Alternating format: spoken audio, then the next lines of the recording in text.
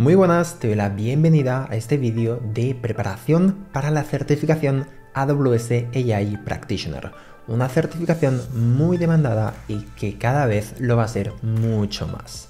Antes de nada, mi nombre es John Amengual, soy ingeniero cloud y también instructor en Cloud Computing y DevOps, y como siempre te adjunto recursos gratuitos en la descripción de este vídeo. Vamos a empezar ya mismo con la preparación para esta certificación. Vamos allá. En la sesión de hoy lo que vamos a ver es una preparación completa para la certificación de AI Practitioner de Amazon Web Services, que es una certificación muy nueva y es muy demandada actualmente, pero considero que cada vez lo va a ser mucho más.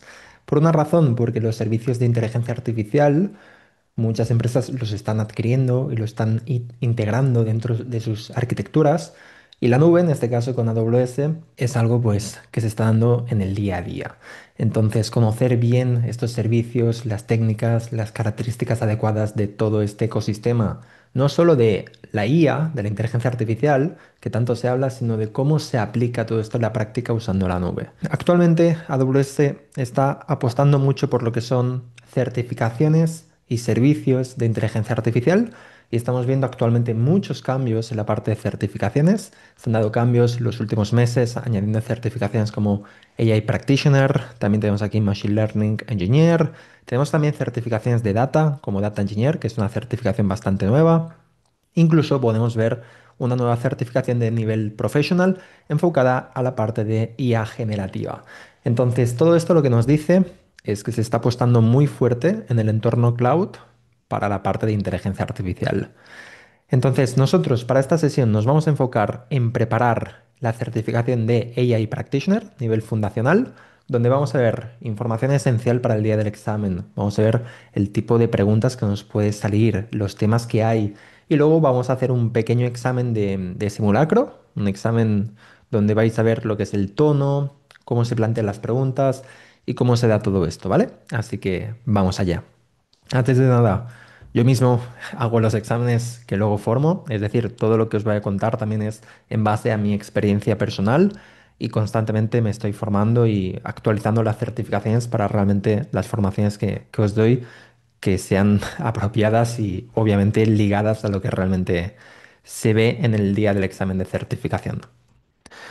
Para empezar, vamos a ver lo que es información esencial del examen, es decir, un poquito qué temas o qué cosas nos pueden interesar para tomar esta certificación. En primer lugar, es una certificación fundamental, es una certificación básica, donde se nos va a solicitar conocimientos de inteligencia artificial, conocimientos de IA, Machine Learning, y luego tendremos también conocimientos de IA generativa. Ahora vamos a profundizar un poquito más en entender todo esto, pero como digo, es una certificación nivel fundamental. A partir de aquí, vamos a ver que la certificación está también enfocada en casos de uso prácticos. ¿Qué significa eso?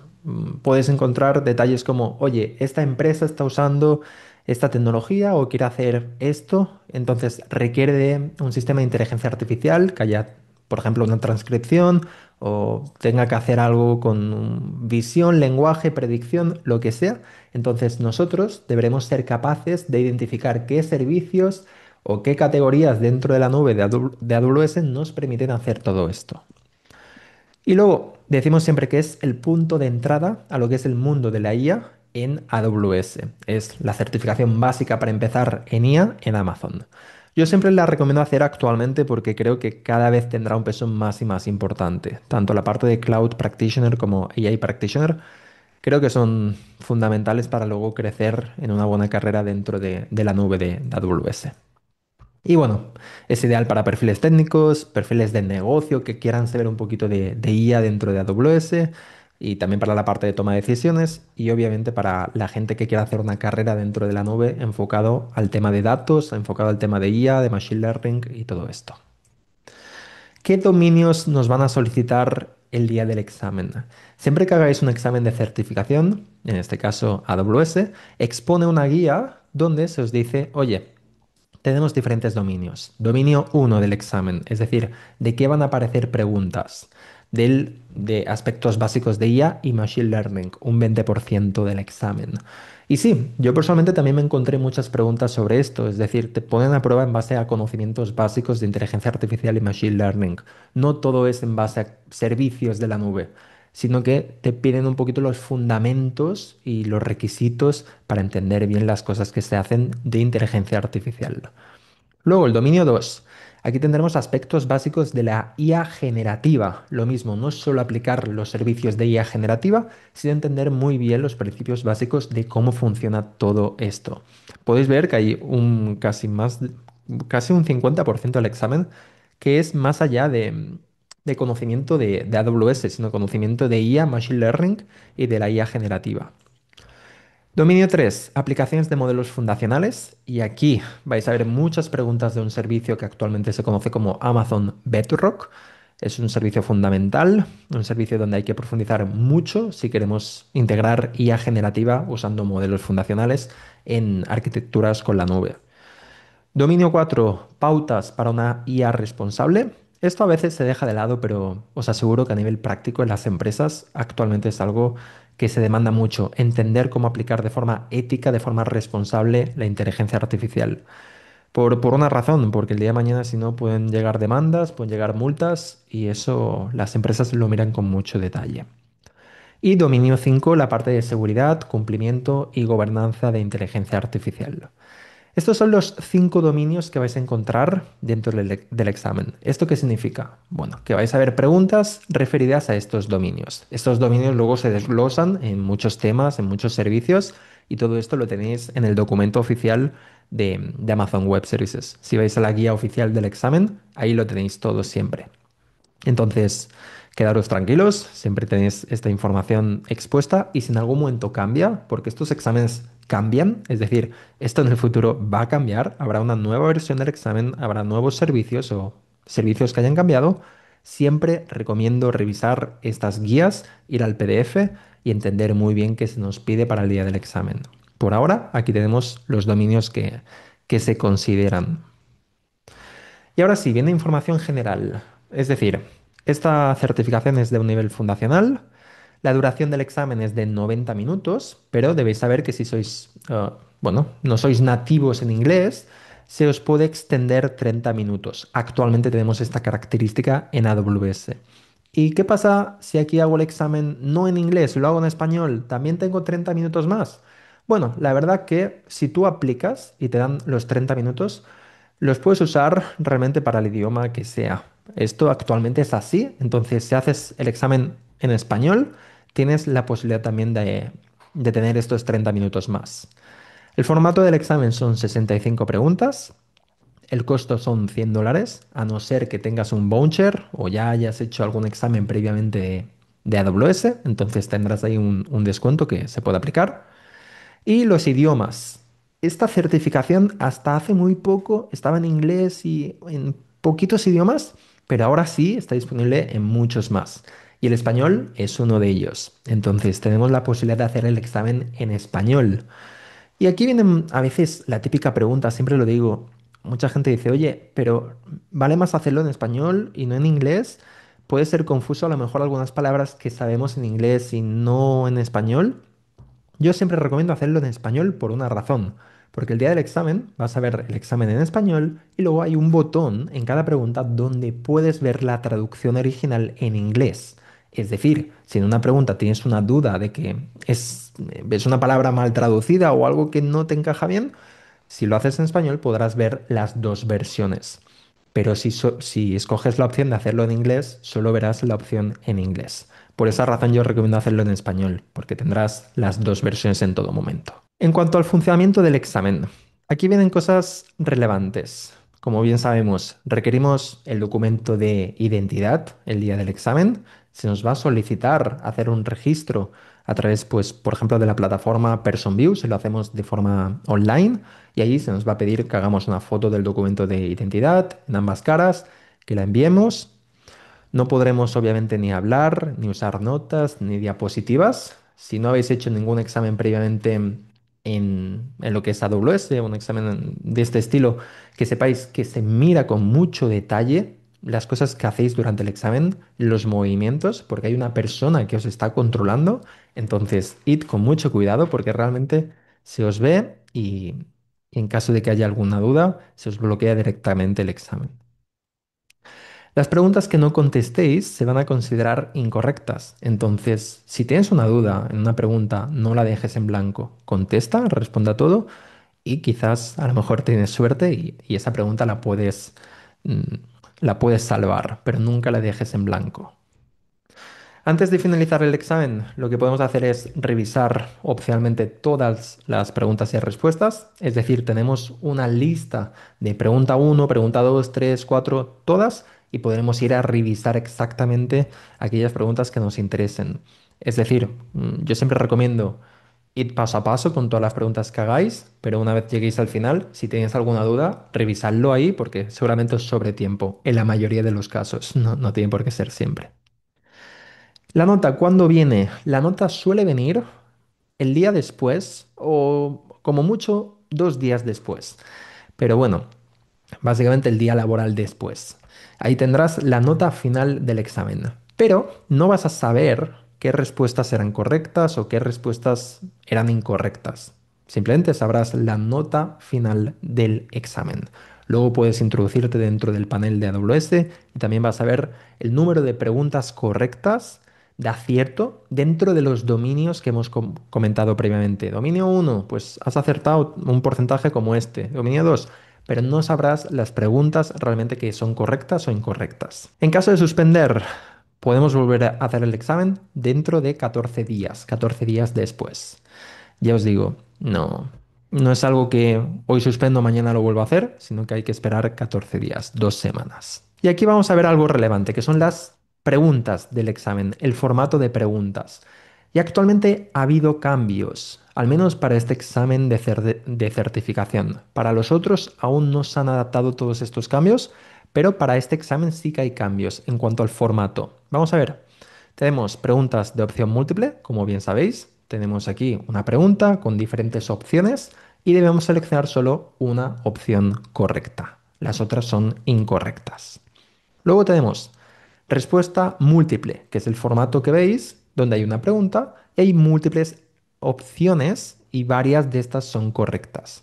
¿Cómo sabemos el número de opciones correctas? Porque después de la pregunta vais a ver que se nos pone selecciona 2, selecciona 3 o el número de opciones correctas. Entonces vais a tener que seleccionar una, 2 o 3. Bueno, el número que se os diga aquí. Algo importante que a veces se nos pasa, el software del examen no te dice en ningún momento si has seleccionado el número correcto de respuestas. A mí personalmente algún día me despisto y no me fijo bien y selecciono una y voy para adelante. Luego reviso y digo, wow, aquí faltaba otra para seleccionar. Y es que el software no te va a decir, oye, te falta otra.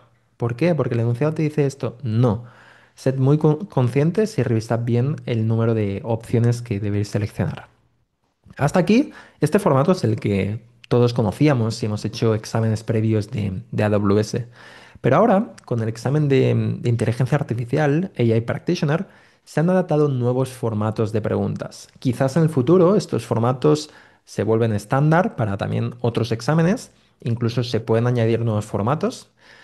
Aquí tenemos 3 nuevos formatos, que es ordenamiento, emparejamiento y caso de estudio. Vamos a ir uno por uno y os lo voy a mostrar con un pequeño ejemplo. En el caso de ordenación, vais a ver una pregunta y simplemente vais a tener que organizar, por ejemplo, pasos o respuestas en un orden lógico. Es decir, para completar una tarea tengo que hacer paso 1, paso 2 y paso 3. Y lo deberéis organizar de esta forma. Luego tenemos preguntas de emparejamiento, donde vamos a tener que relacionar lo que son elementos. Entonces, aquí vas a tener, por ejemplo, algo que puede aparecer el día del examen, una definición, y aquí tendrás un desplegable donde tendrá que ir el final de esta definición. Puede ser un servicio, puede ser el final de la frase, lo que sea. Y luego tenemos caso de estudio. ¿Qué es un caso de estudio? Pues se nos va a plantear un caso, por ejemplo, de una empresa, de una situación, de un proyecto, y debemos responder múltiples preguntas que están relacionadas con este caso. Pregunta 1 del caso práctico, pregunta 2 y pregunta 3. Un ejemplo. Y eso es un tipo de formato actualmente que encontramos de caso de estudio. Vale, pues como comento, estos son nuevos formatos del día del examen. No tengáis miedo a estos formatos, aunque sean diferentes, aunque sean nuevos, no tienen mucho misterio y es bastante intuitivo la forma de responder a todo esto. Mis recomendaciones para el día del examen. Siempre recomiendo lo mismo. En primer lugar, no estresarnos. El estrés a veces nos juega una mala pasada, pero de verdad tenemos tiempo suficiente para leer y para entender cada pregunta. A veces tenemos esa sensación, ¿no? De que al principio nos puede venir una pregunta un poquito más compleja, que nos haga dudar y ahí nos quedamos estancados y ya nos ponemos nerviosos.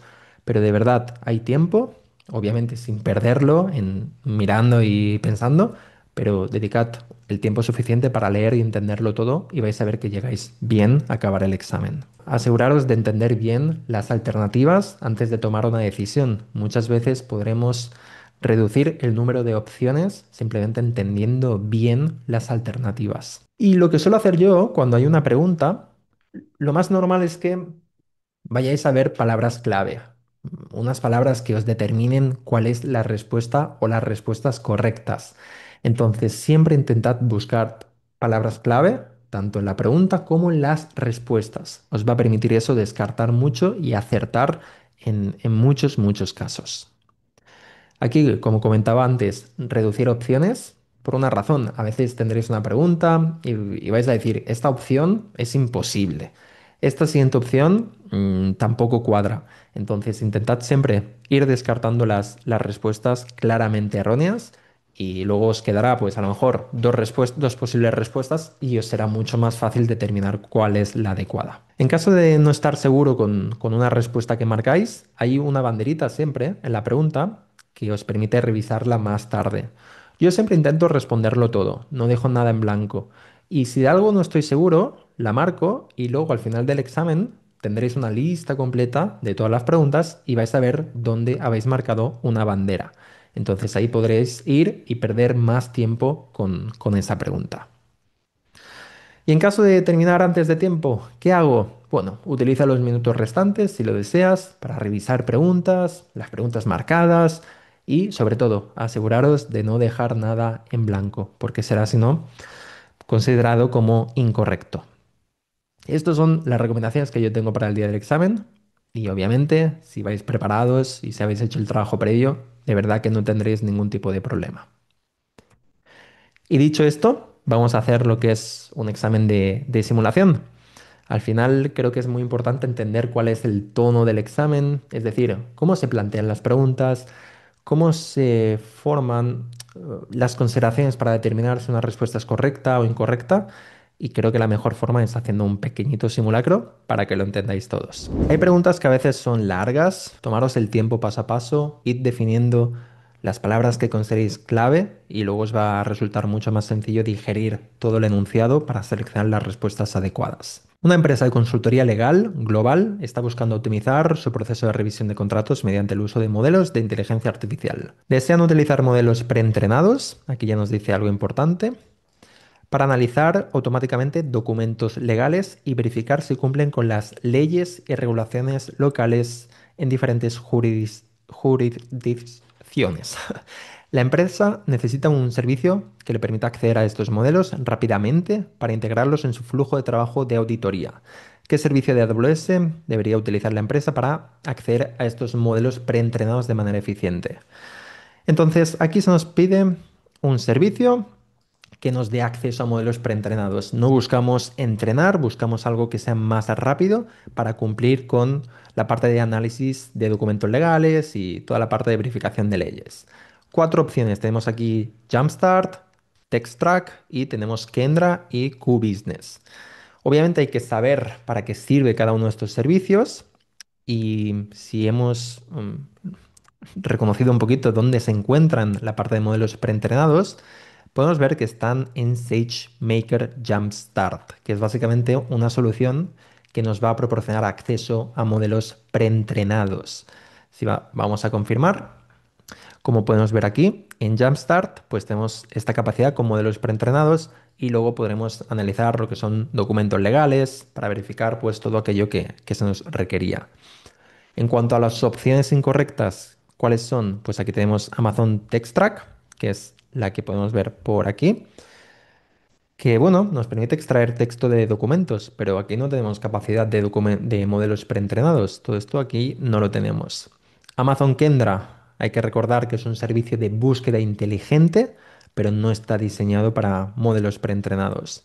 Y Amazon QBusiness es un asistente virtual, pero aquí no tenemos modelos preentrenados. La verdad, esta pregunta ha sido sencilla porque en cuanto a las respuestas no ha habido tanta confusión, pero hay que entender un poquito la parte de SageMaker Jumpstart.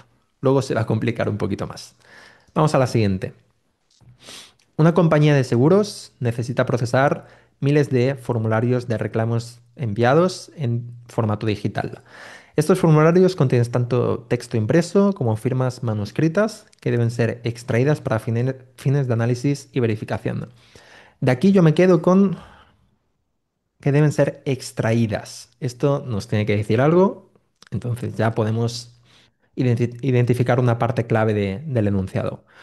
El objetivo es automatizar extracción de esta información de manera eficiente a partir de formularios almacenados en imágenes. ¿Vale? Pues aquí se nos va a pedir un servicio de AWS que permita a la empresa detectar y extraer automáticamente texto impreso y manuscrito de estos formularios. Tenemos aquí servicios Transcribe, TextTrack, Recognition o lo que es Translate. En este caso, estamos hablando de extracción de texto. Estamos hablando de Amazon Text Track. Es el servicio que nos va a permitir, pues, extraer todo esto a partir de imágenes, documentos escaneados y etcétera. Por ejemplo, un caso típico de uso de este servicio yo lo he visto en empresas que tienen muchos recibos o muchas facturas, hacen fotos y a partir de estas fotos lo que se permite es usar este servicio para extraer esta información. Los otros servicios en este caso no tienen un caso práctico donde sirva para esto exactamente.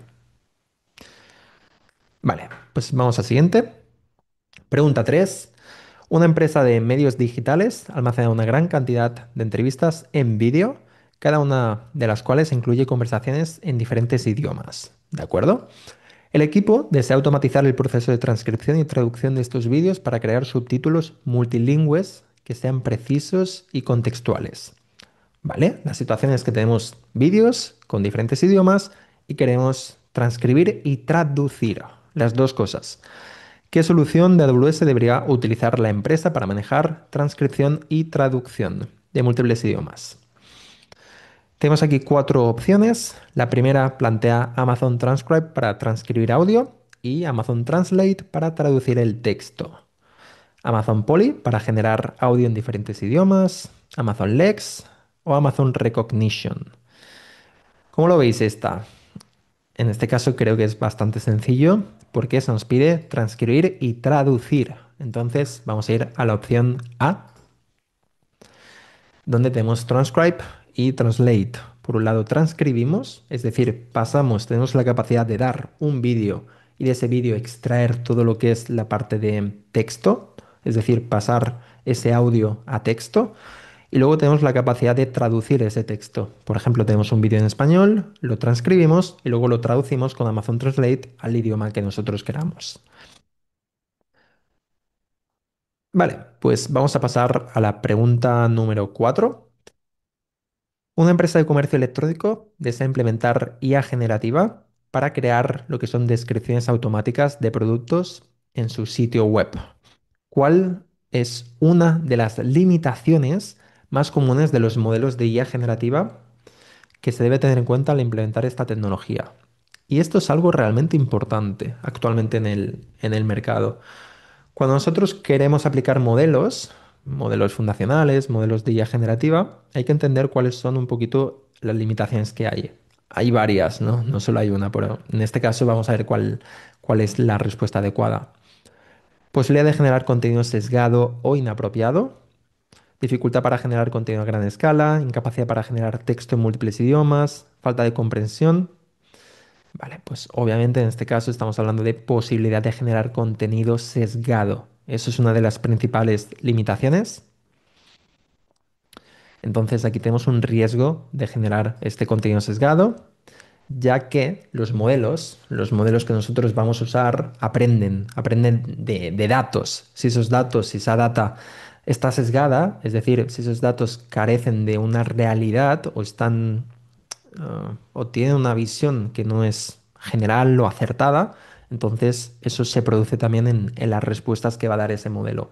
Por esa razón es tan importante trabajar bien los datos cuando se construyen modelos de inteligencia artificial, porque luego repercute la construcción de ese modelo en base a esos datos a las respuestas que va a dar. Vale, pasamos a la pregunta número 5 y aquí ya subimos un poquito el nivel. Vamos a ver. En el contexto de inteligencia artificial generativa, una empresa está explorando el uso de modelos fundacionales, también lo podéis ver como FM en inglés, son sus siglas, para realizar diferentes tareas. Pregunta importante a nivel de conocimiento general de inteligencia artificial generativa. ¿Qué es un modelo fundacional? Esto es relevante que lo entendamos. Lo podemos ver aquí, diferentes definiciones, y vamos a ver cuál es la adecuada. Un modelo especializado en una tarea específica y entrenado en un dominio limitado como medicina o finanzas. ¿Consideráis que realmente un modelo fundacional es un modelo especializado o es un modelo más general? Vamos a seguir. La B, un modelo grande, versátil, que ha sido entrenado previamente en grandes conjuntos de datos y que pueden ajustarse para tareas específicas. La C, un conjunto de reglas y principios. Yo esta ya la descartaría. Y la D, un tipo de algoritmo. Yo esta la descartaría. Aquí la pregunta es entender si es un modelo especializado o un modelo grande. En este caso, cuando hablamos de modelos fundacionales, estamos hablando de modelos grandes, modelos versátiles que han sido entrenados con muchísimos, muchísimos datos. De hecho, no sé si habéis analizado un poquito cuál es el coste de entrenar un modelo fundacional como ChatGPT o como los modelos que se están lanzando ahora. Y estamos hablando de mucho, mucho dinero, millones y millones de dólares, porque al final tenemos que hacer un entrenamiento que lleva tanto tiempo, tanta computación, tantas horas de entrenamiento, que estamos creando un bicho, un monstruo, ¿no? Un modelo muy grande. Vamos a seguir. Pregunta 6. Una empresa está utilizando un modelo de inteligencia artificial generativa para generar descripciones de productos en su sitio web de comercio electrónico. ¿Vale? Después de implementar el modelo, la empresa se da cuenta de que algunas descripciones no cumplen con los estándares de calidad esperados y quieren mejorar los resultados. ¿Qué proceso debería seguir la empresa para personalizar el modelo y mejorar la calidad de las descripciones? Cosas claves aquí que nos dice. ¿Qué cosas debe hacer la empresa para personalizar el modelo? Buscamos personalizar el modelo, buscamos darle un conocimiento específico. Pues vamos a ver cómo lo podemos hacer. Respuesta A, fine-tuning del modelo con datos específicos del dominio. Es decir, en este caso podríamos darle datos en base a estas descripciones de los productos para que las descripciones sean más acertadas. ¿Vale? Aplicar aprendizaje por refuerzo, evaluar el rendimiento del modelo con métricas de clasificación o entrenar un nuevo modelo desde cero. La de entrenar un nuevo modelo, yo en este caso la descarto 100%. Y aquí vamos a ver cuál es la mejor, ¿no? En este caso, siempre que queráis personalizar un modelo, tenemos técnicas de fine tuning que nos van a permitir hacer esto. Es decir, si vosotros lo que queréis es darle el dominio adecuado para que un modelo se desarrolle perfectamente dentro de un ámbito, lo que vamos a hacer es una técnica de fine tuning. Hay diferentes formas de hacerlo, obviamente, y en este caso os adjunto una imagen donde podemos incorporar a un modelo preentrenado datos, por ejemplo, almacenarlos en un S3, donde tenemos, pues, por ejemplo, solicitud, respuesta y hacemos una técnica de fine tuning. Estas técnicas, cuidado con el coste, porque no suelen ser baratas en función de lo que queramos hacer, pero lo que nos permite extraer es un modelo ajustado. Imaginad que tenéis una situación donde queréis que vuestro modelo sea experto en el ámbito jurídico. Pues lo que podremos hacer es darle la capacidad a través de fine tuning para que sea un modelo especializado en ese ámbito.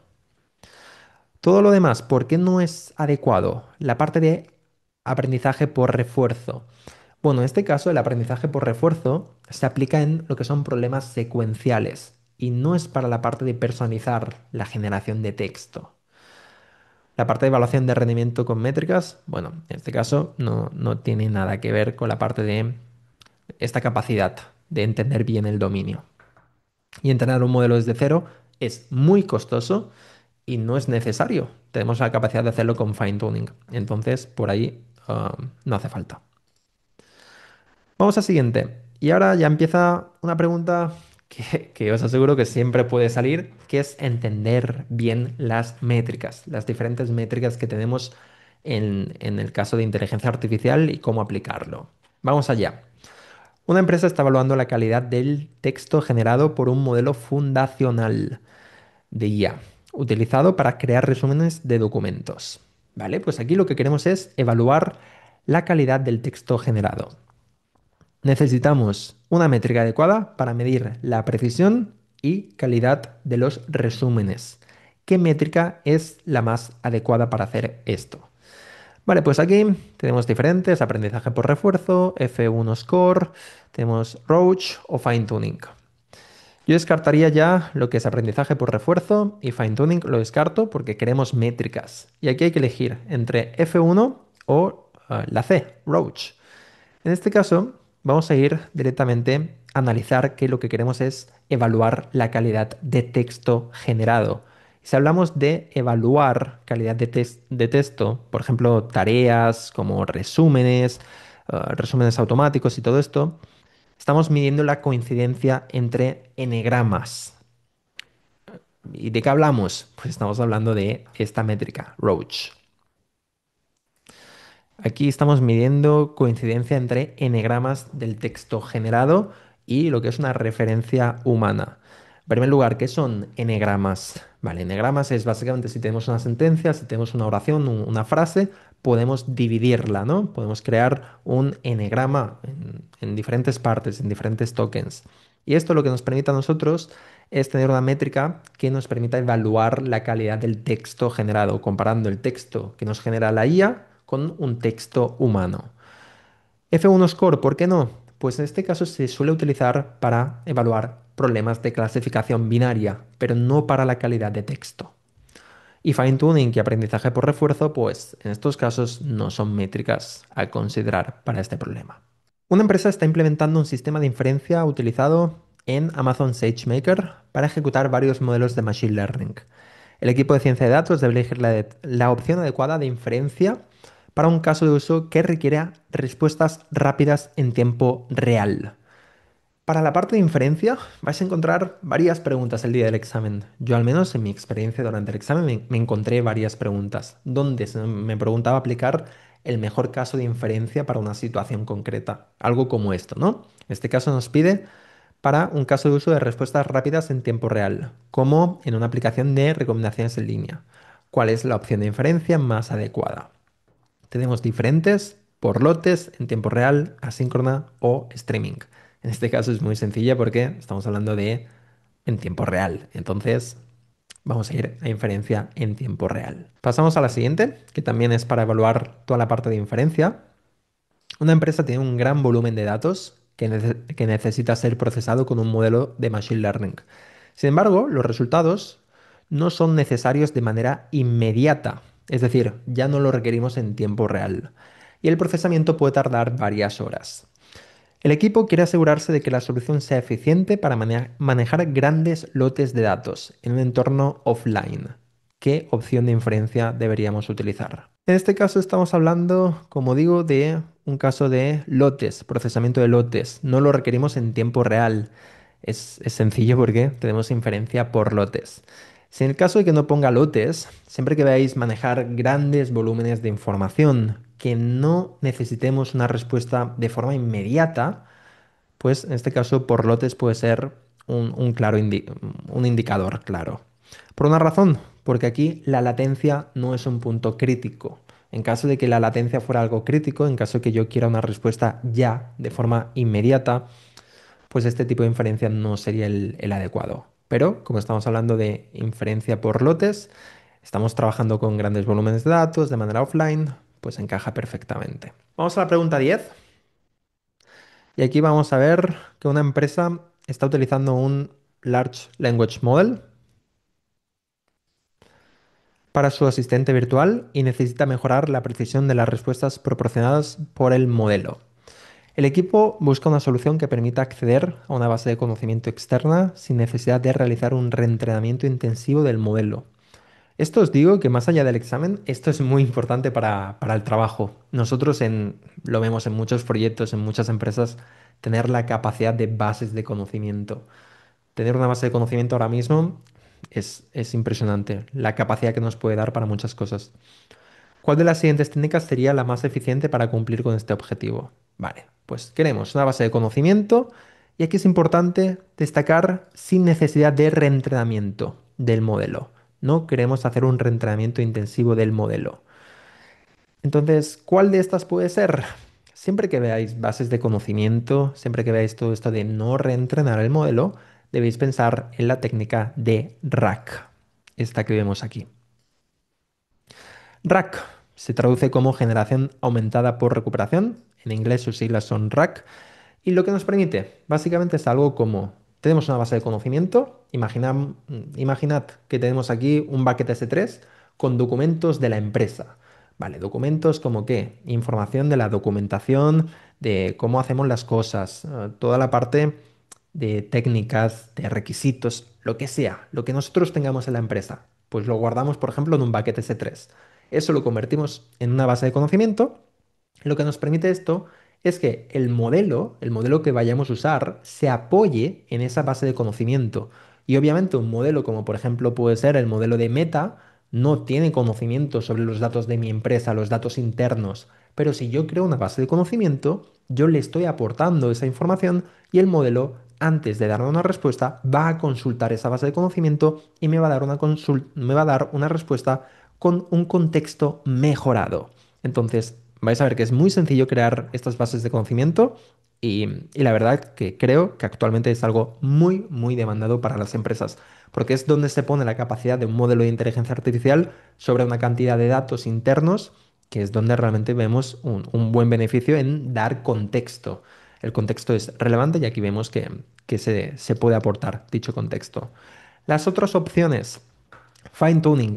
Fine tuning requiere reentrenamiento del modelo. Cuando especializamos el modelo en un dominio, por ejemplo, estamos haciendo como un reentrenamiento del modelo. Es decir, consumimos más recursos, consumimos más tiempo y es más costoso. La parte de in-context learning. En este caso, esto se limita más a proporcionar ejemplos específicos durante la inferencia. Pero aquí no estamos accediendo a información externa, por ejemplo, nuestra información. Toda la parte de ingeniería de prompts, prompt engineering, eso sí, mejorar respuestas, pero no nos permite tener acceso a bases de datos externas o internas, es decir, una base de conocimiento. Pues queda claro que tenemos aquí la técnica de RAC. Pasamos a la pregunta 11 y vemos aquí una empresa de viajes que desea utilizar un modelo de IA generativa preentrenado para crear imágenes de fondo que se utilizarán en campañas de marketing. La empresa no cuenta con experiencia en Machine Learning y además no quiere personalizar ni alojar modelo de Machine Learning por sí misma. ¿Qué servicio cumplirá con estos requisitos? Esto suele ser una pregunta de examen. Por una razón, porque hay muchas empresas ahora que quieren usar la IA pero no quieren pasar por un proceso complejo ni realmente complicado en la parte de construir modelos de machine learning, ni tener todo lo que conlleva el entrenamiento, validación de estos modelos. Es bastante complejo. Entonces hay servicios concretos de AWS que nos permiten hacer esto. Vale, aquí tenemos Amazon Bedrock, tenemos SageMaker Jumpstart, tenemos Recognition y Personalize. ¿Cuál de estas creéis que nos puede servir? Pues en este caso estamos hablando de Amazon Bedrock. Amazon Bedrock, actualmente para mí uno de los servicios más potentes de AWS, enfocado al mundo de inteligencia artificial generativa. Yo lo llamo como la puerta de entrada, es como la carcasa que me permite conectarme a modelos fundacionales externos, como por ejemplo los de Meta, Mistral, los de... tenemos también GPT, los de Amazon propios, Nova, Titan, hay muchos y cada vez habrá más. Es decir, nos da como todo el ecosistema para introducirnos en la parte de modelos fundacionales. Y dentro de Amazon Bedrock podemos hacer también la parte de fine tuning, bases de conocimiento, agentes y un montón de cosas. Cada vez que entro en el dashboard veo que se añaden nuevas cosas y es que está cambiando muy rápido, pero siempre pensad en Bedrock como esta solución. Una empresa que quiere crear imágenes, pues podemos ir a Amazon Bedrock a hacerlo. Y aquí la pregunta puede ser, oye Joan, ¿y por qué Amazon SageMaker Jumpstart no me permite hacer esto? ¿O por qué no me va a dar todo esto? Vale, fijaros bien en esta definición que os pongo por aquí. SageMaker Jumpstart es una característica de SageMaker que incluye modelos base preentrenados que sí, que pueden generar imágenes y podemos también alojar modelos en SageMaker sin necesidad de entrenamiento, pero aquí viene un sin embargo. Esta solución requerimos que configuremos cosas un poquito más complejas. Configuremos y monitoricemos toda la parte de un endpoint en producción que aloja este modelo de Machine Learning que nosotros vamos a usar para la creación de imágenes. Es decir, nos puede servir este servicio, lo único que estamos hablando de un caso donde una empresa no quiere gestionar nada de esto. Entonces Amazon Bedrock es más adecuado. Y Recognition y Personalize, yo ya las hubiera descartado, no son adecuadas para toda esta parte de modelos fundacionales. Vamos a la pregunta 12. Una empresa quiere garantizar que los chatbots generados con Amazon Bedrock cumplan con las regulaciones y políticas de la compañía. El equipo está buscando aplicar directrices y reglas que aseguren que el contenido generado sea preciso y esté alineado con las normas legales y de conformidad. ¿Qué característica de AWS ayudará a la empresa a implementar estas salvaguardas? Amazon Lex, Bedrock Guardrails, que se definen como barreras de seguridad, Copperhead o los agentes de Bedrock. Vale. Os doy un caso que conozco donde una compañía de coches, imaginemos aquí Toyota, por ejemplo. Imaginad Toyota que crea un chatbot y tú hablas con el chatbot de Toyota y tú buscas un coche de Toyota. Y Toyota te dice, oye, conozco un coche que está muy bien, que es de la marca Audi. ¿Os imagináis esta situación? Vale, pues esto no puede pasar. Y para que no pase, tenemos que implementar algo que se llama barreras de protección, los salvaguardas. Y esto en Amazon Bedrock lo podemos hacer con los propios salvaguardas que tenemos ahí. Esto me permite hacer más cosas, es decir, me permite limitar los temas de conversación, me permite en este caso definir los niveles, por ejemplo, imaginad que hay un tipo de pregunta con un nivel de odio o con un nivel de un tono que no es adecuado. Hay muchas cosas que podemos definir en estos salvaguardas y ahora mismo son súper relevantes porque cuando una empresa pone en producción un modelo de inteligencia artificial, si no está bien protegido los temas que se vayan a conversar, se pueden dar respuestas que no queremos. Entonces, fijaros bien en estos salvaguardas. Vale. Pasamos a la pregunta 13. Y aquí la pregunta 13, tenemos una empresa que está entrenando un modelo de Machine Learning que muestra alta precisión en los datos de entrenamiento, pero baja precisión en los datos de prueba. El equipo sospecha que el modelo no está generalizado bien. ¿Cuál es la causa más probable? Fijaros bien en esto. Muestra alta precisión en datos de entrenamiento y baja precisión en los datos de prueba. Es decir, con los datos de entrenamiento funciona muy bien, con los datos con los que el modelo ha sido entrenado funciona bien, pero cuando yo doy datos que no están dentro del dataset o del set de entrenamiento, que está dentro de la parte de prueba, pues el modelo ya no funciona tan bien. ¿Cuál es el problema? ¿Cuál es la causa de esto? Tiene un nombre. Y este tipo de preguntas salen en el examen, os lo aseguro. Yo me encontré varias de estas. El modelo no se ha entrenado suficiente, subajuste, o en inglés underfitting, demasiados datos de entrenamiento o sobreajuste. En este caso estamos hablando de sobreajuste.